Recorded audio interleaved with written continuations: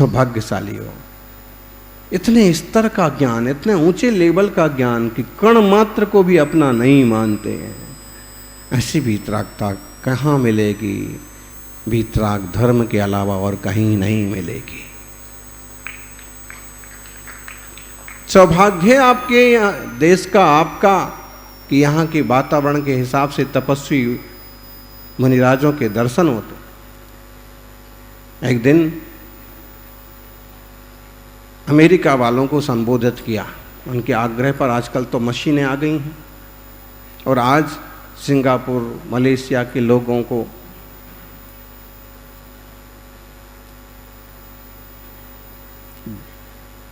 वहाँ से एक श्रावक ने कहा, हम भी भारतीय हैं, हमें भी जैन धर्म से प्यार है, लेकिन किसी कारण से हमें यहाँ तक आना पड़ा। ये सौभाग्य है कि हमने मंदिर बना लिया, लेकिन मुनि राजों के दर्शन तो आज भी यहाँ पर नहीं होते। साक्षात प्रैक्टिकल मोक्ष मार्ग, और जहाँ मुनियों के दर्शन हो रहे हैं भी लोग अगर लापरवाही करें, कितनी बड़ी भूल होगी।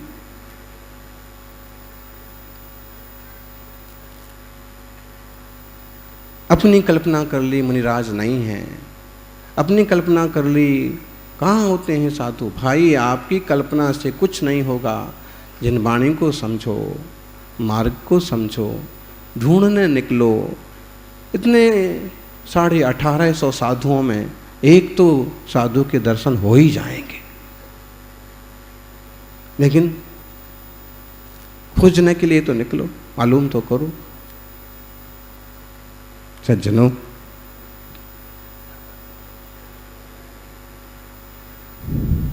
दुनिया में 4 तरह के लोग होते हैं। बहुत फेमस सी बात है, ना कुछ तेरा। दुनिया में एक तरह के लोग होते हैं जो कहते हैं कि मेरा सो मेरा, तेरा भी मेरा। होते हैं, और वो भाई भाई क्यों ना हो तो अभी दूरियां बढ़ जाती हैं। क्यों? मेरा सो मेरा और तेरा वाला भी मेरा। दूसरे तरह के लोग होते हैं, मेरा सो मेरा, तेरा सो तेरा। तीसरे तरह के लोग होते हैं, तेरा सो तेरा, मेरा भी तेरा। और चौथी तरह के लोग होते हैं, न तेरा न मेरा, दुनिया रैन बसेरा। आप देख लीजिए कौरवों का बंटाढार क्यों हुआ? दुर्योधन और सारा कुटुंब नष्ट हुआ, किस लिए? रावण जो झंझट में पड़ा और अंत में मौत, किस लिए? वो कहता है मेरा सो मेरा, मेरे हिस्से का राज तो मेरा है ही, लेकिन पांडवों को 5 गांव भी नहीं देंगे। नारायण कृष्ण ने खूब समझाया कि 5 गांव दे दो। अरे 5 गांव छोड़ो, सुई की नोक के बराबर भी जमीन नहीं देंगे। इतनी तो अक्ल लगाओ कि अगर सुई की नोक के बराबर नहीं देंगे तो रहेंगे कहाँ वो लोग? रहेंगे तो जमीन पर ही ना। लेकिन लालची है, कहता है मेरा सो मेरा, तेरा भी मेरा। परिणाम क्या हुआ? खुद मरे, पूरा परिवार खत्म हो गया। ऐसे लोग आज भी हैं। ये जो बड़े बड़े देश हैं, जमीनों को टुकड़ों को लड़े मरे जाते हैं, हजारों लोग मरते हैं, नेता मस्ती करते हैं। गलत है। फैसले बैठ करके बातों से भी होते हैं।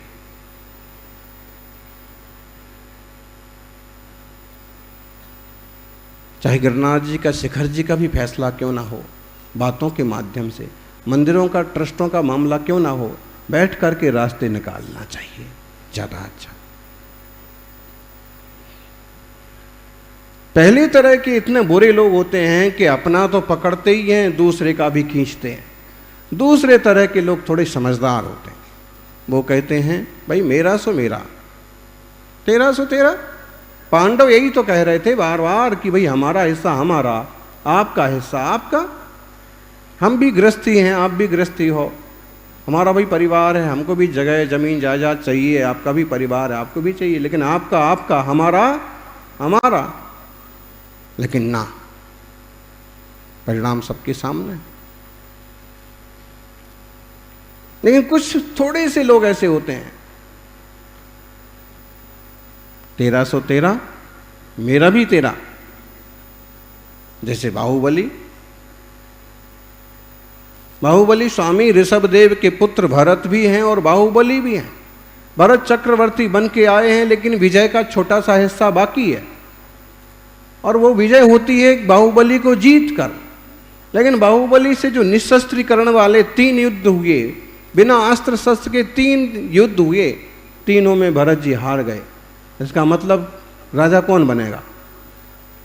जो जीता। बाहुबली की जय जय होने लगी, तब भी चक्र भी चला गया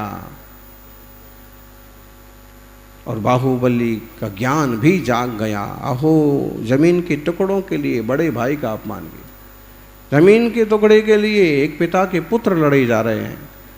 ऐसी जमीन, ऐसी जायदाद मुझे नहीं चाहिए। और एक तरह से पाई हुई संपत्ति, ठुकराया हुआ चक्र, सब कुछ छोड़ करके भरत जी, तेरा सो तेरा, मेरा भी तेरा। चूंकि भरत जी भी ज्ञानी थे, लेकिन होता है जिंदगी में कई बार ज्ञानी लोग भी फिसल जाते हैं। कई बार ऐसे अवसर आते हैं कि अंतर्मुहूर्त के लिए बुद्धिमान लोग भी गड़बड़ हो जाते हैं।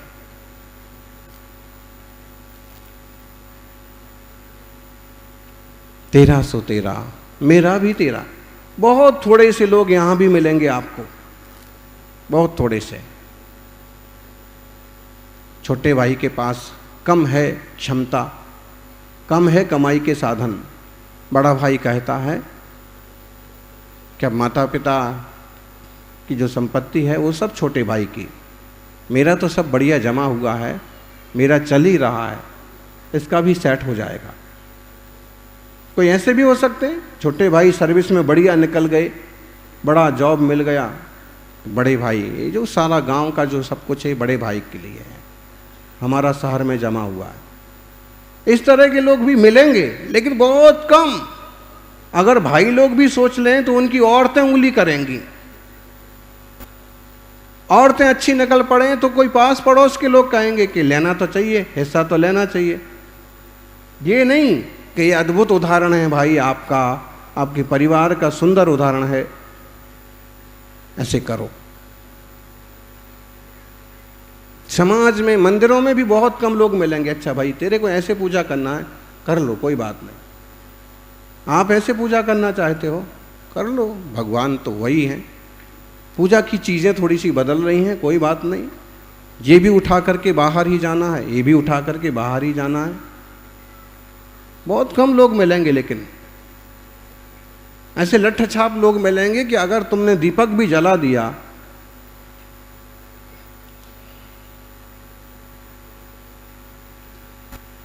मुश्किल खड़ी हो जाएगी, जीने मरने तक बात आ जाएगी।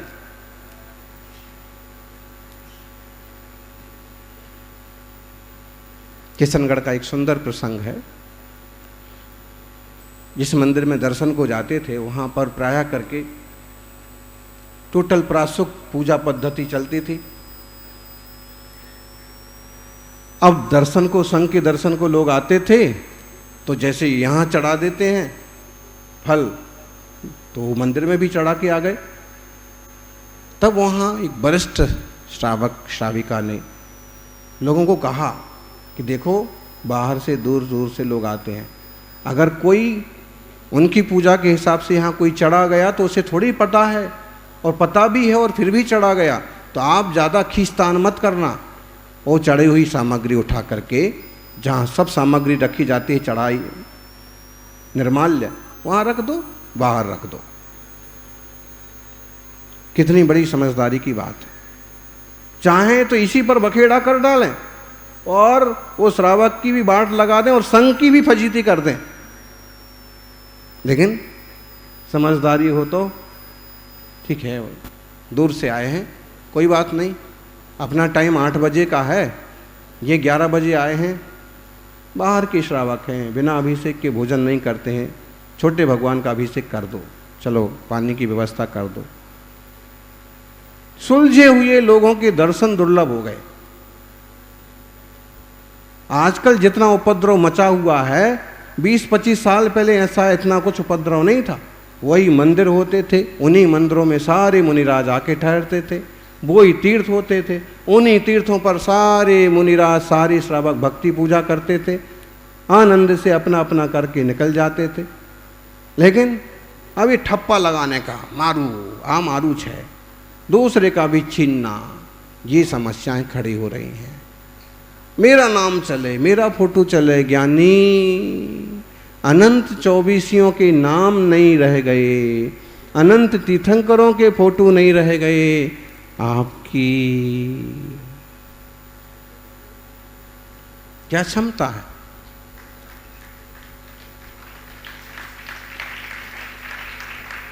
ये जरूर है कि जिन दादा बाबा जिन पुरखों ने अच्छे काम किए हैं, उनकी कहानियां बरसों बरस तक चलती रहती हैं,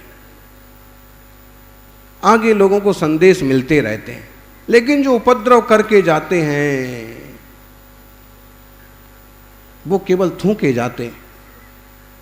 इसलिए ऐसा मार्ग अपनाएं, ऐसा माहौल बनाएं कि पूरा यह वीतराग शासन, दिगंबर जैन समाज मिलजुल करके बढ़ता रहे और अहिंसा, सत्य, सदाचार, शाकाहार की प्रभावना पूरी दुनिया में होती रहे। सज्जनों, 1313 मेरा भी तेरा और बाहुबली चढ़ गए विंध्यागिरी पर्वत पर, तपस्या में लीन हो गए कैलाश पर्वत पर। लेकिन ऐसे भी हुए हैं तीर्थंकर महावीर वर्धमान, ना मेरा ना तेरा, दुनिया रैन बसेरा। उनने ये भी परवाह नहीं की कि पिताजी के बाद राज कौन संभालेगा, ये भी परवाह नहीं की कि कम से कम अपना एक बच्चा हो जो राज संभालेगा। उनने कोई परवाह ही नहीं की, न तेरा न मेरा, दुनिया रैन बसेरा। इस तरह की भावना, बुद्धि, प्रज्ञा रखने वाले जीव बहुत कम होते हैं, और जिनकी प्रज्ञा बुद्धि पैनी होती है वो तुरंत मुनि बन जाएं जरूरी नहीं है। लेकिन इतना जरूर होगा, घर में रह के बोले भरत जी घर में भी बैरागी।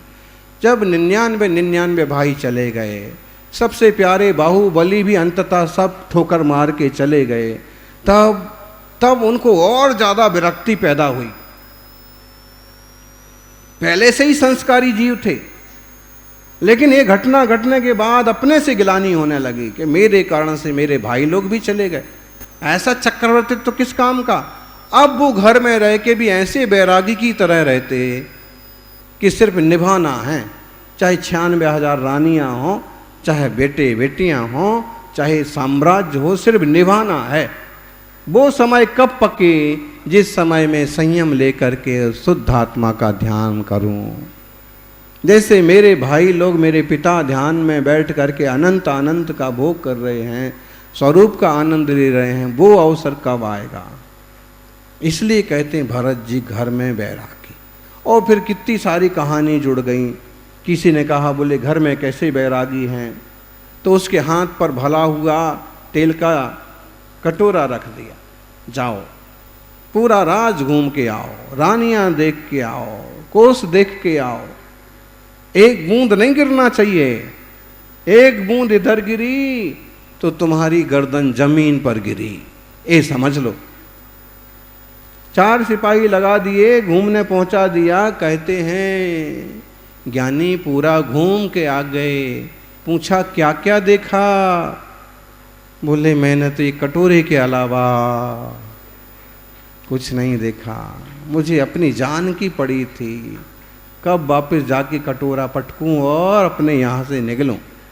चक्रवर्ती ने कहा कि बस यही मेरी है, मेरी दृष्टि अपनी चेतना पर ही रहती है, मेरी दृष्टि वैराग्य भाव पर ही रहती है। कब कोई संयोग मिले राज छोड़ूं और आत्मकल्याण के मार्ग पर निकल जाऊं। अब नहीं छोड़ रहे हैं, नहीं छूट पा रहा है, तो वृत्ति तो चेंज होना चाहिए। वो बैठे हैं राजेश भाई, आज नौवा उपवास है। बोलो, ये बैठे युवा हट्टे कट्टे सुंदर, 25 एक युवा, 50 एक छोरियां, और एक गौतम भाई भतीजे को लेके आए, 16 उपवास। ये नई पीढ़ी जब उपवास वगैरह तपस्या करती है तो हमें बहुत आनंद आता है। धर्म का इतना जुड़ाव, इतना रुझान, इतनी बड़ी तपस्या के लिए तैयार। भले वो रात्रि भोजन मजबूरी में नहीं छोड़ पा रहा हो, लेकिन एक समय का लाभ लेते हुए उसने इतनी बड़ी तपस्या की। उसको ये तो समझ है कि तपस्या का मार्ग सच्चा है, उसे ये तो समझ है कि त्याग का मार्ग सच्चा है। अब किसी कारण से वो आज का आज नहीं छोड़ पा रहा है, तो घर में रह करके भी वह धर्म ध्यान का रास्ता अपनाता है। अकिंचन धर्म की समझ तो पैदा हो गई, भले वो करोड़ों में खेलता हो, भले अरबों का व्यवसाय हो, लेकिन एक समझ तो पैदा हो गई कि करने के लिए करना पड़ता है। जिस भूमिका में हूं वहां ये सब निभाना पड़ता है। फिर उसकी दशा सेठ के मुनीम की तरह हो जाती है। करता तो सब कुछ है, लाख आते हैं लाख जाते हैं, लेकिन उसे पता है कि लाख में 1 रुपया भी मेरा नहीं है। मेरी तो जितनी तनख्वाह है, पगार है, उतना ही मेरा है। ऐसे ही संसार में कुछ भी चला आए, कुछ भी चला जाए, लेकिन जितना धर्म ध्यान मैंने किया वो धर्म ध्यान ही मेरा है, पुण्य दान ही मेरा है। जी, तत्व की समझ वाले लोगों की थिंकिंग कैसे चेंज होती है। उसी शरीर में रहेंगे, उसी माहौल में रहेंगे, लेकिन विचारधारा में परिवर्तन आता है। और फिर वक्त मिलता है तो दान करने में भी पीछे नहीं रहते हैं, त्याग करने में भी पीछे नहीं रहते हैं, और तपस्या करने में भी पीछे नहीं रहते। आप सभी इस मंगलमय आकिंचन्य धर्म को समझें, अकिंचन्य स्वभाव को समझें, रत्नत्रय मय ज्ञायक में रमने जमने का पुरुषार्थ करें, और एक दिन योगियों के गम में परम शुद्ध स्वभाव को उपलब्ध हों। यही मंगल भावना।